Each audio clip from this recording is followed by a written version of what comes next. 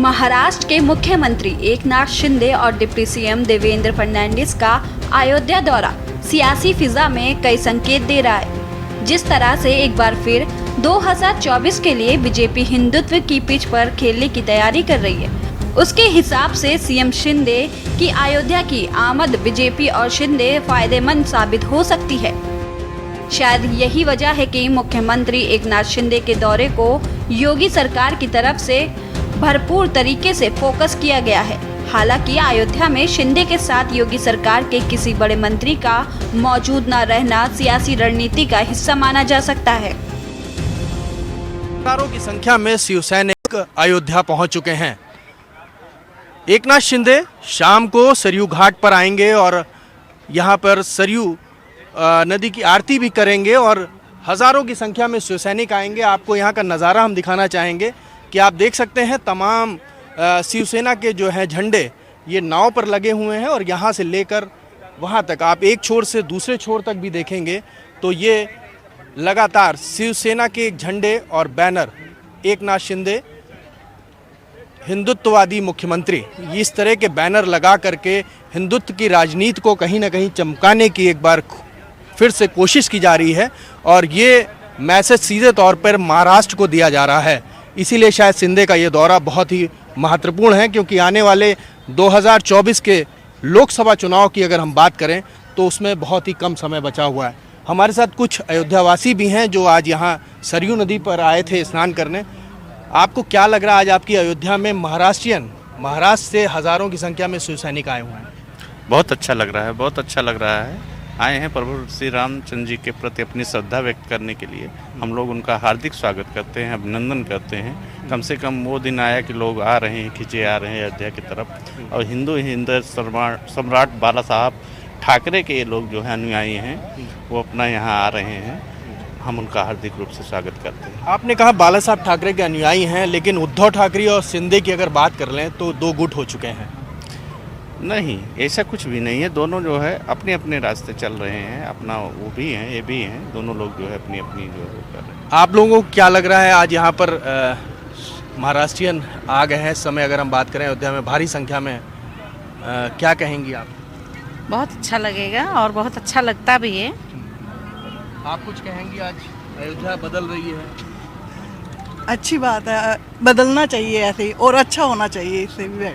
अयोध्या बहुत बदल रही है। आप देखिए सड़कें चौड़ी हो रही हैं, एक सुंदरता आ रही है अयोध्या के। आप लोग यहाँ के रहने वाले हैं, क्या बदलाव?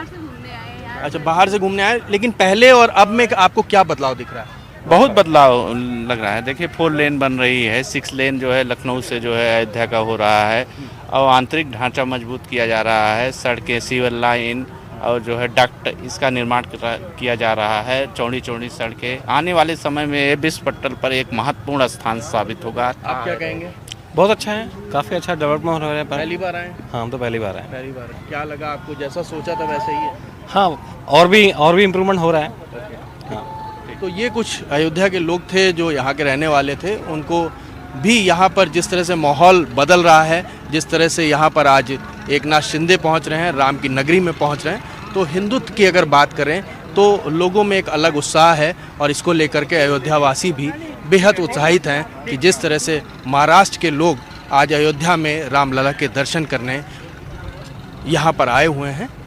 अब देखना है कि एकनाथ शिंदे का ये दौरा कितना राजनीतिक होता है और कितना भक्तिमय।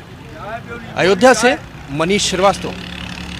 महाराष्ट्र के मुख्यमंत्री एकनाथ शिंदे जब रामनगरी अयोध्या पहुंचे तो यहाँ गहमा गहमी बढ़ गई। बता दें, मुख्यमंत्री बनने के बाद अयोध्या उनका प्रथम आगमन है, जिसके चलते उनका शिवसेना कार्यकर्ताओं, अयोध्या के संतों और हिंदूवादी संगठनों ने गर्मजोशी से स्वागत किया। बताते चले कि सर्वप्रथम राम मंदिर आंदोलन के शलाखा पुरुष रहे परमहंस रामचंद्र दास के दर्शन कर सीएम शिंदे पैदल ही राम जन्मभूमि को रवाना हुए। राम जन्मभूमि मंदिर में दर्शन पूजन किया, आरती उतारी। यहाँ के पुजारी आचार्य सत्येंद्र दास ने उनको अंग वस्त्र भेंट कर स्वागत किया। अयोध्या हमारे लिए और तमाम हिंदुओं के लिए एक आस्था और अस्मिता का विषय है। इसमें रामलला और अयोध्या हमारे लिए राजनैतिक मुद्दा नहीं है, हमारे लिए ये श्रद्धा और भावना का विषय है। हम हमेशा कहते कि हमारे लिए अयोध्या और राम मंदिर जो है ये हमारा रिश्ता बहुत सालों से है। जब कई साल पहले ये राम मंदिर का मुद्दा निकला तभी बाला साहब ठाकरे जी ने कहा था, जब हिंदुत्व का नाम लेने के लिए लोग डरते थे तो बाला साहब ठाकरे जी ने कहा, नारा दिया था, गर्व से कहो हम हिंदू हैं। भवन पुत्र हनुमान की, बोलो सब संतन की।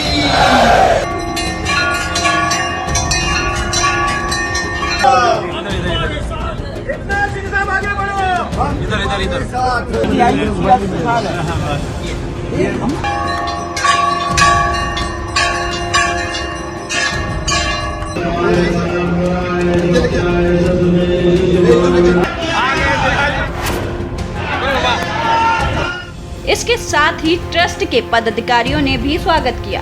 हनुमानगढ़ी में भगवान बजरंगबली का दर्शन किया। यहाँ मंदिर के पुजारी राजू दास ने उनका स्वागत सत्कार किया।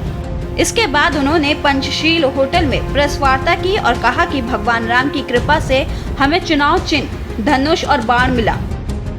भगवान श्री राम हमारे आराध्य हैं, इसलिए हम सभी अयोध्या दर्शन करने आए हैं।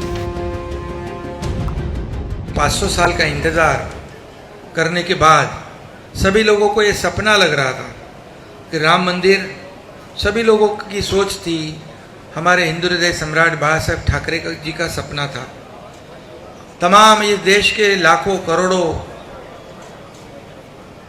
हिंदुत्ववादी विचार के राम भक्त, उनका सपना था। क्योंकि ये अयोध्या जो है, राम मंदिर जो है, ये हिंदुत्व का प्रतीक है, अस्मिता है। और यहाँ पर जितने भी हमारे देश में हिंदू भाई बहनें हैं, विदेश में जरूर आते हैं। और सबकी एक ही सोच थी, सबका एक ही सपना था, सबकी एक ही अपेक्षा थी कि राम मंदिर बन जाए। और हम देख रहे, अभी हम दर्शन लेने के बाद वहाँ पर हमारे ट्रस्टियों ने हमें कुछ पुरानी जो मंदिर की अवशेष है वो भी दिखाई, और मंदिर निर्माण का काम भी हम देखने गए। पिछले बार भी आए थे, थोड़ा प्लेटफॉर्म जैसा काम था, आज देखा तो खंबे खड़े हो गए, ऊपर का छत भी खड़ा हो रहा है। इतनी तेजी से काम होगा ये कोई भी नहीं सोच सकता था। और आज देखा कि राम मंदिर पूरा होने जा रहा है।